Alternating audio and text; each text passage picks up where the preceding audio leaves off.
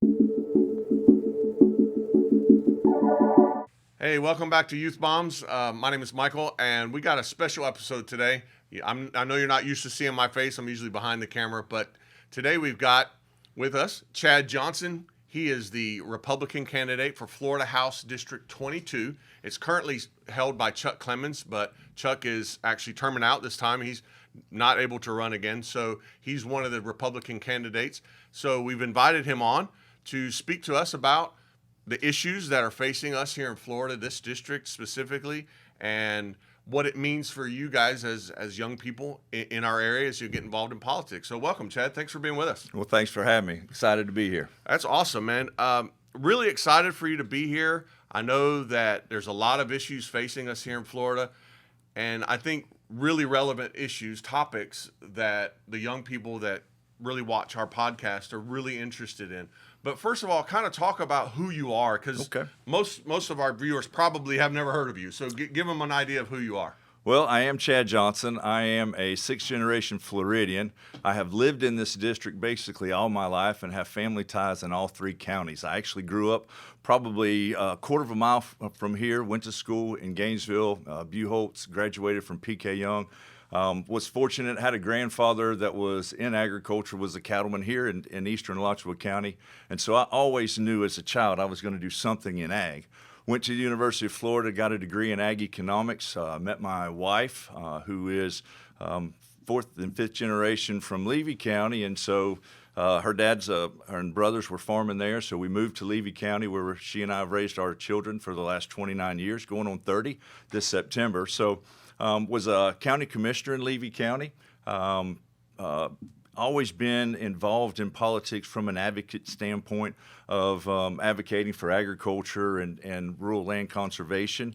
Had no intentions to really run for state representative. Once we were done as Levy County Commissioner, we went back to raising family and just enjoying the quality of life that we had. Had several people back in March of last year start to contact us and just looking for someone to represent the district who not only understood ag, but understood, the different complexities of a pretty diverse district in its makeup. And so they, knowing that I grew up in Alachua County, that I had ties to Gainesville, and it was still near and dear to my heart, we, spent the summer praying and meeting with friends that were involved in politics and seeking counsel before we decided to enter the race. We entered the race back in September and have been running strong ever since. So very excited about the many endorsements we've picked up, and then meeting the people that I haven't necessarily been engaged with here in Gainesville, Newberry, Jonesville, and other parts of Gilchrist County in the last 20 years, and it's been pretty exciting. That is awesome. And so you mentioned kids. So how old are your kids, and how many you got? So 4 kids. We like to joke and say we have 3 boys and 1 angel. Our oldest is 33, and then we've got a 27 and 26-year-old boys, and then our daughter is 23 or 24, and she just got married. So we're excited about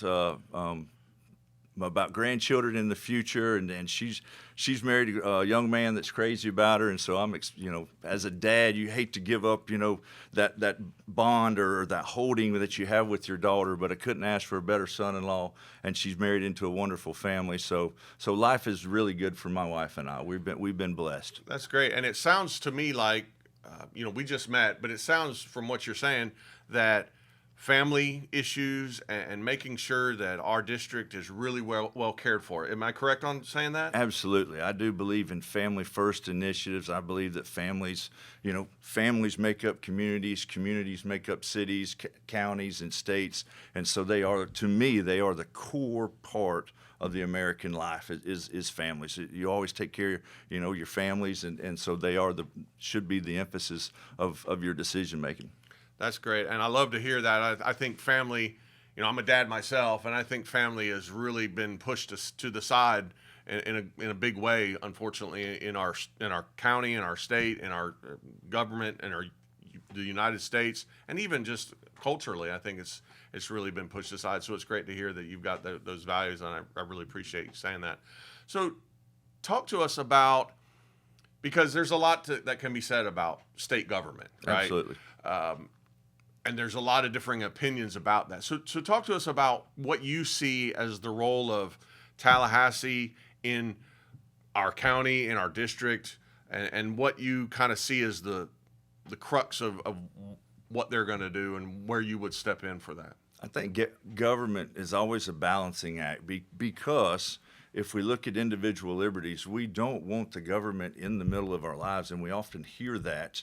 And ironically, we hear that when government seems to be imposing on a part of our life that we don't want them in, but yet as soon as we've got an issue that we haven't solved for ourselves, we expect government to solve for it. So managing and legislating in that balance, to me is important. And oftentimes we see a government and a federal government that wants to over-regulate industries and get in the middle of things. And then sometimes we see when government is not meeting the needs of the people. And perfect example right now is the border initiative. Even though that's a federal issue, I think that's a glaring illustration of the government not performing what it needs to be doing. That makes sense. Totally makes sense. So would it be fair to say that you would be in favor of less Tallahassee control locally? Is that a fair statement? Yeah, I memean, I've often joked that I wish Tallahassee was about the size of Bronson and that Washington, D.C. was about the size of Tallahassee. The less government intervention, I do think we are better if we are managing our local communities accordingly. Now, obviously there are some issues where local municipalities are not meeting the needs of the people, and so those people have gone to the local municipalities. They've been, their requests and issues have not been resolved, and so they begin to do just like anything else. They start climbing the chain of command, and then those issues start falling into the laps of the legislatures in Tallahassee. Yeah, and I think I probably, based on that answer that you give, I think that something that is becoming important to the younger people as they begin to start their lives after they graduate college, they get married. Like you said, your daughters got married. They get married, they decide what they want to do with the rest of their lives. And one of those things is home ownership. And one of the things that faces our state, and I work in insurance, so I kind of understand this a little bit, but it is just the high rate of homeowners insurance. And a lot of people are in favor of the state stepping in and controlling that in a big way. What are your thoughts on that?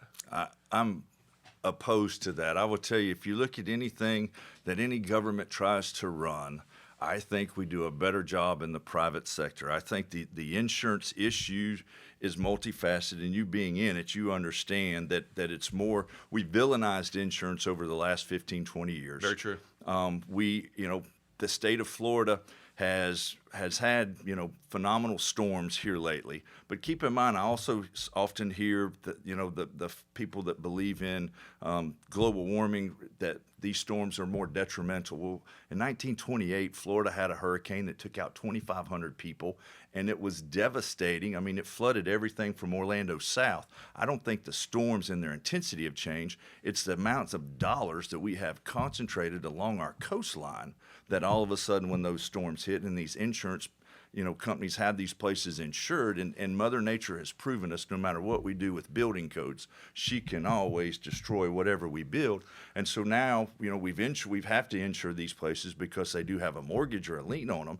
And the mortgage companies, we've lost 23 insurance companies in the state of Florida in the last 10 years. Mm-hmm. That tells you that the marketplace is not functioning properly. That does not mean, in my opinion, that government needs to come in and intervene. We do have the citizens insurance capabilities that was brought in, 2002, that allows us to go to the state, but that should be a last resort. We need to make it where insurance companies are making money, and we villainize them and act as if these insurance companies are making so much money, but the fact that they're leaving the free market tells you that they're not, and that they're losing money. And so we've got to fix that. Florida's become known as the land of nuclear verdicts, and these insurance companies are forced to pay out these huge settlements, and it's almost as if it has become the second Florida lottery. Mm-hmm. And that's and then the other thing that's challenging in insurance is because it is the free state of Florida,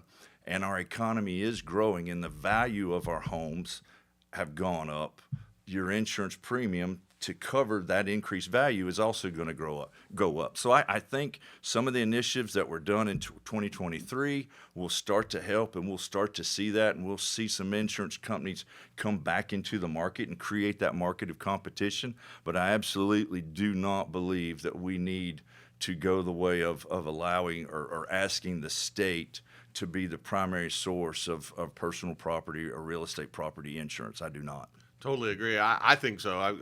Again, as I work in that industry, it seems to me that, well, I mean, we saw it when the government took over airport security. I mean, it didn't get better, right? No, It kind of got worse. Yes, no argument there whatsoever. And it just that, and that leads into, I think, the next kind of issue that we want to cover. It's sort of a bigger issue, but I think it starts in that. It's just the economy of Florida as a whole, and then the United States. Although I know your seat is more local for Florida. Where do you see the economy going? Do you think it's a good prospect, bad? What's your impression? Good prospect, bad. There's always two varying opinions, and so in this district, the way it's designed, you have two counties that they call fiscally constrained counties, and very much so. Those two counties probably are not interested in a lot of growth. If you were to do a survey of the citizenry there, they're quite happy with the slower motion of those areas and the number of people. And unfortunately, because it is two of the least populated counties in the state, we're seeing an influx of people because that's its attraction. Mm-hmm. At the same time, for like myself and the quality of lifestyle, the jobs for our children, we often lose our children to either Gainesville or Ocala or many, Gilchrist County and Bronson are basically bedroom communities for Alachua and Gainesville, and Williston's more of a bedroom community for Ocala. And so I do think that smart growth that impacts you positively from a social and economically impact is advantageous to any area, but managing that growth so that you've got the infrastructure. One of the challenges, like I said, I grew up here in Alachua County, grew up right there in Buckingham. Tower Road in 1977, as far back as I can remember, was a 2-lane road. Here we are in 2024, and Tower Road is still a 2-lane road, and there was not hail plantation. I mean, basically everything on Tower Road south of Ocala was, either large tracts of land or houses on 5 and 10 acres, and we know that that's not the case anymore. But yet we're still asking people to commute on the same two-lane highway or 2-lane road of Tower Road and Southwest 24th Avenue.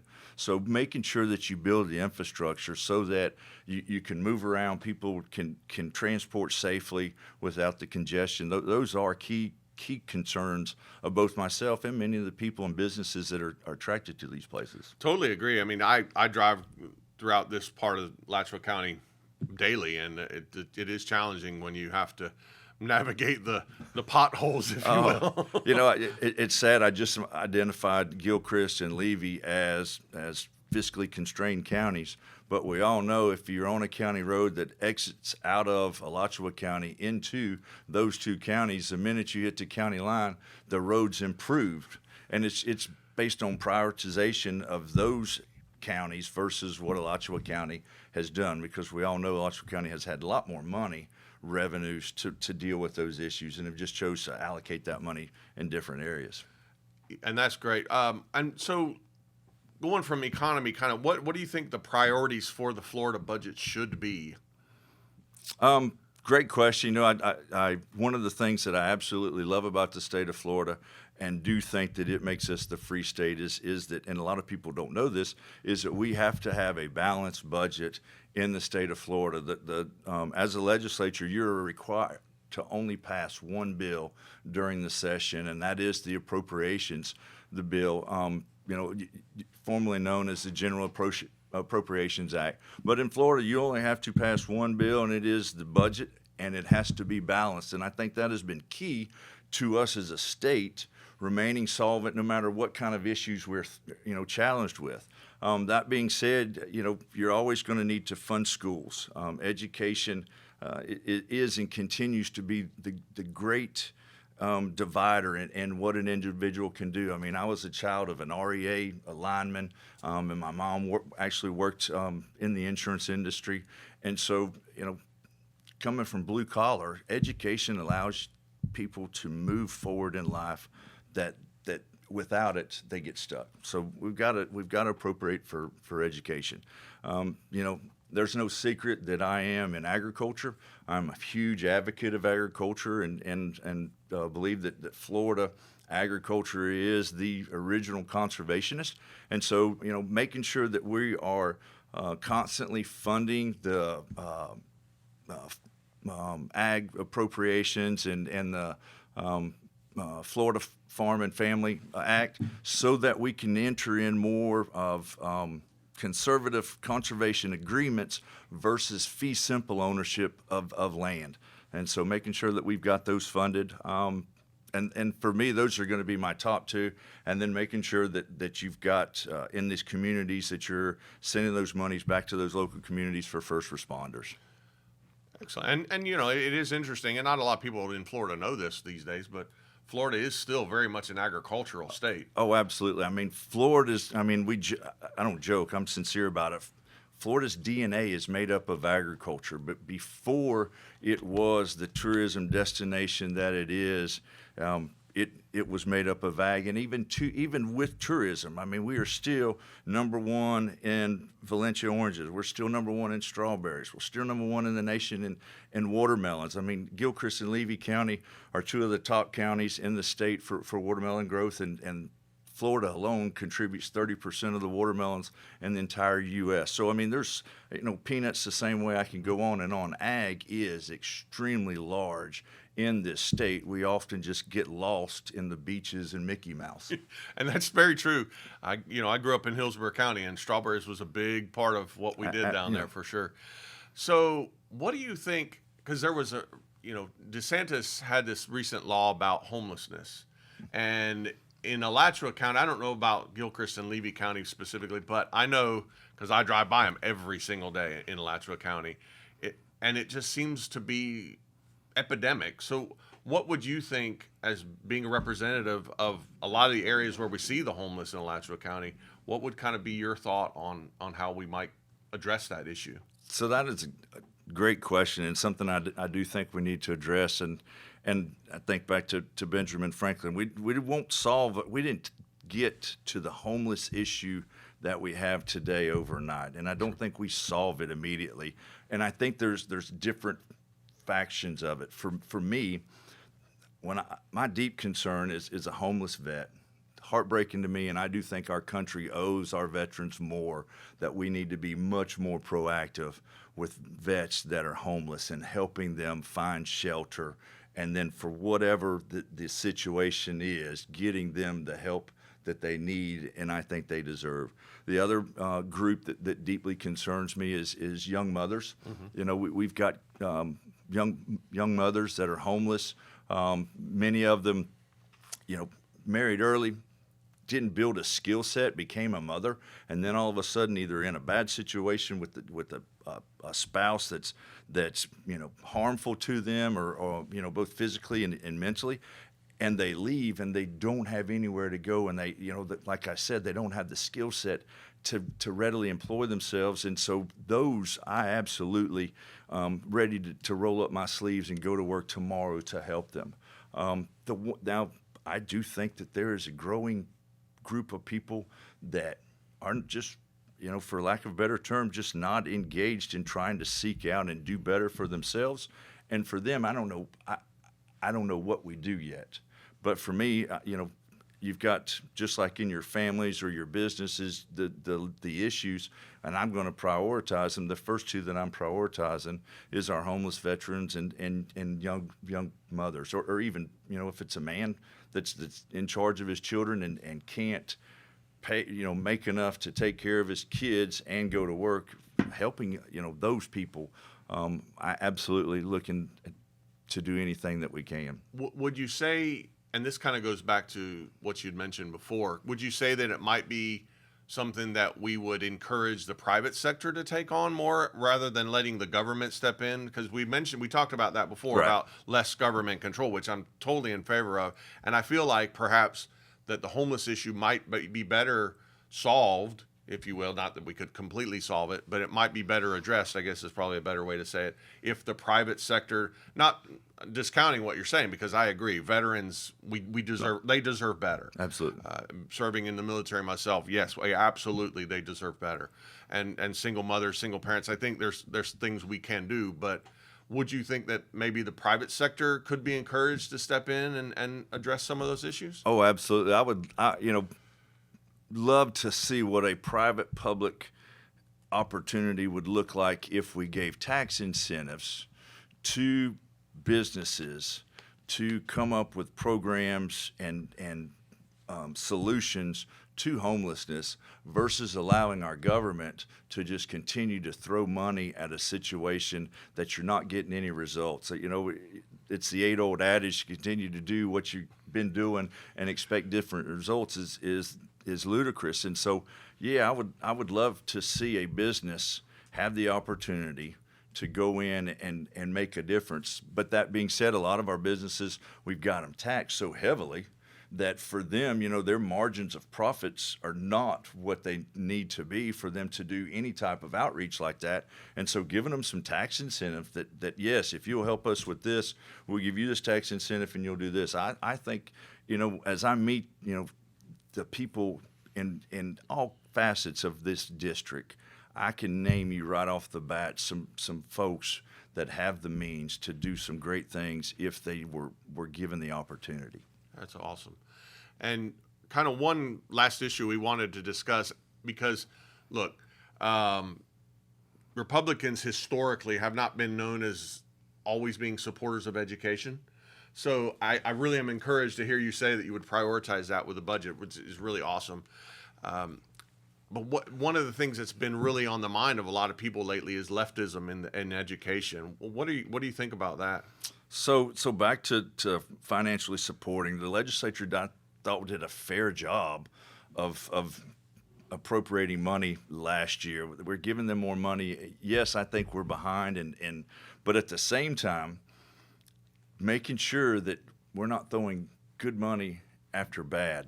I'm blessed in Gilchrist and Levy County. You've got an A school in Gilchrist, a B school in Levy, and getting better all the time. Many of the teachers come from those communities, or and generational teaching kids, and so you don't have that influx of leftism in there, and you do have a group of teachers that do not make as much money as they could make if they went other places, and that does concern me. And so I do think we need to continue to invest in those teachers. That being said, I also know that we can pour money into a bad school system, and if we continue to make bad decisions with that money, we're not going to improve the education of those students. We're just going to add more money to the problem. And so as far as the leftism, it goes back to families. Many parents, because of jobs and trying to raise families, have allowed themselves to be unengaged and uninformed in their child's education. And for the most part, I like to think that Americans and especially Republicans are naive in the sense that we expect everyone to be much like we are, and that we expect you to be fair, honest, and do your best. And unfortunately, not everybody is like that, and we do have some bad players in education that are more either out for their ideology or themselves. And by parents not being involved and engaged, we've allowed that to flourish. And now, I think a lot of it come out during COVID, and since then, parents trying to speak up at different school boards, and we've seen all the hype on either social media or the news, and all of a sudden, we allowed the school systems to almost, regulate parents out of the system, and they need to be right in the middle of it. Mm-hmm. I absolutely believe a parent of a kindergartner, of a fifth grader, of an eighth grader, and even a senior needs to know what is being taught to their child and should have a voice in that. And so I will continue to advocate that. And if the public school system is not meeting the demands or the needs of that particular student, then I do think that they should have the opportunity to seek that education anywhere. Because like I said, for me in my life, education was a springboard that opened doors to me that would not have been open to me otherwise. So, but parents have got to be involved and they got to be engaged. For sure. And unfortunately, Chad, we could sit and talk all day, but we're kind of come to our time. But what I want to do before we end our time together is give me like a minute and a half of why vote for Chad. So again, I am the grassroots candidate. I am from this community. I'm entrenched. I've got family ties in all three. I'm extremely accountable because I know my neighbors, and so there is this degree of accountability to everyone. And there is this love for this area that I have, that I do want to represent us in Tallahassee and make sure that we all have a fair voice. And so why am I the candidate of choice? Because I believe in this area, and I believe that we can be as good as we want to be. That's great. And how could we reach out to you if we wanted to get more information about Chad? Where would we go to do that? So you can go to Chad Johnson for District 22. We've got a website, johnsonforflorida.com. Email cjohnson for d22@gmail. We'll respond. We are actively engaged in serving this community. What about, are you on any socials like Instagram, Facebook? So we have a Facebook page. Thanks for asking. It's Chad Johnson for Florida Representative. So my wife will be glad you're right. She's like, you didn't remember the Facebook page. Yeah, I tend to forget that too. But it's the younger ones. That's they want right. to know the socials. You know how that goes. Absolutely. And hey, once again, Chad, thank you so much for being a part and being with us today. Super excited to have you be a part of our Youth Bombs podcast. Don't forget, you guys, if you have questions, comment, like, subscribe on our Facebook, or on our Facebook, on the comments here on the podcast. We appreciate it. We are on Facebook and Instagram. Look for us and hope to see you soon. Thanks a lot. Thank you.